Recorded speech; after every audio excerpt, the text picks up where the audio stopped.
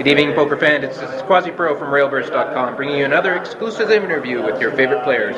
My special guest tonight is Eli Elezra, former member of the Israeli Defense Forces, a gold bracelet winner, and now a deep run in this year's main event with the November 9 in his sights. Eli, thank you very much for joining us tonight. Thank you. Hello, Railburst.com. How would you summarize your main event so far? Well, I'm very happy. I'm pretty much grinding below the average. I was only one day above the average, but pretty happy with my play. I mean, people that play with me don't believe that I can lay hand for, like 15, 20 hands in a row and then play 1, 2. I just decided play the old school way, not 3 bets and 4 bets.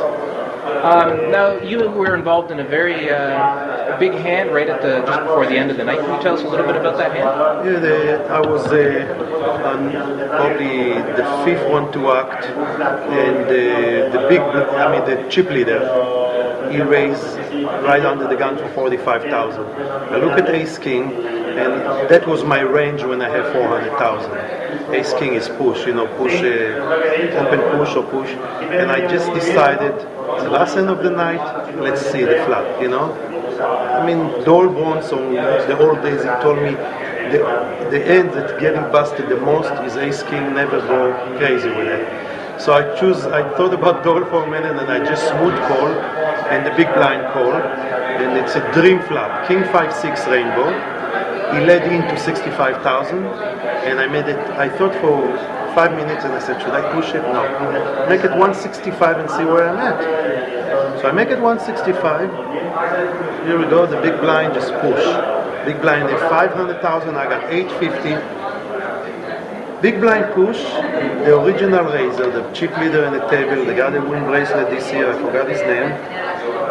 He's from 888. He just fought for 3 to 5 minutes, and I tell you, that's one of the biggest terror of those guys, And then he said, I'm all into it. Now, there's not much I can beat, But I did take about 3 to 5 minutes to fold it, face up, and the big blind have the King 9, and there we go, the guy, the original laser, I knew he had me beat, he had aces. I mean, I thought he flopped set, so I'm so happy with my fold. I got 707, and I'm still alive for the 5th day, 6th day, 5th or this 6th? This is the end of day 5. So 6 days coming, coming in. And that wasn't your only big laydown. You also laid down queens earlier in the day? Yeah, earlier we have the 6 and 12 blinds. I mean, I was under the gun. I raised it to, I think, 25,000. The guy behind me called. Another guy called. So now I don't like my kid. And then here we go, somebody come and make it 90. I called the 90. The guy behind me shot. And he had a lot of chips. And I look and I said, it's another play in the book, the Johnny Chen and Hope Seed, I learned from them.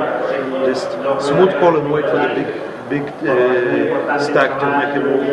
And I was right again. I marked the queens and I showed me aces. Very good laydown. You lost a last longer prop bet with Mike Matisow in the 10K horse event, where not only did you have to hand over 10K, but you also had to shave your head. Did you get involved with any other unusual prop bets this year? No, actually, this one I was sure I'm going to beat him. I said Mike Matisow would be so fun with a shaved head, but. And those horse events, every one of those mix events, I always make the second day and make deep, a lot of chips. And here we go, we got to the 10,000 horse, and I was like 6-1 out. I mean, whatever I did didn't work, one of those days. So I honored it. The next day I came and I shaved it completely. And no, this year I stay away from the prop bet, Not only everybody is broke, but it's a lot of, Phil Ivey is not around, and Tom Duan had a lot of bet from last year, so I didn't have many people to bet, Right.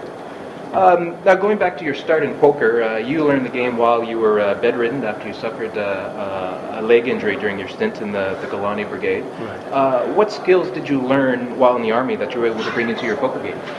I mean, the intense, the time that you're going into, I was in Lebanon War, and you're always in position to worried about other people's lives and your own lives, and I've been in the middle of combat, a couple of times, and I was almost, got shot a couple of times and almost died, and poker is nothing. I mean, what I do when I push to have a big balls, that's part of this game, and I think that I got it from that, and I got it for business also.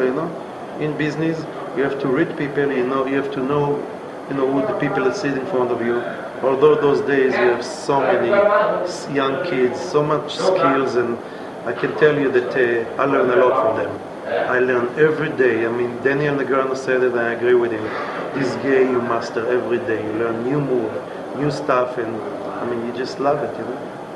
Great. Now, I couldn't help but notice that you've been wearing full tilt gear throughout the series, despite the fact that many online players out there are really upset with the way that full tilt has handled their predicament.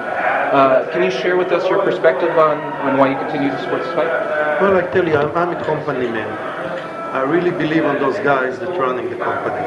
Every one of them are very honest.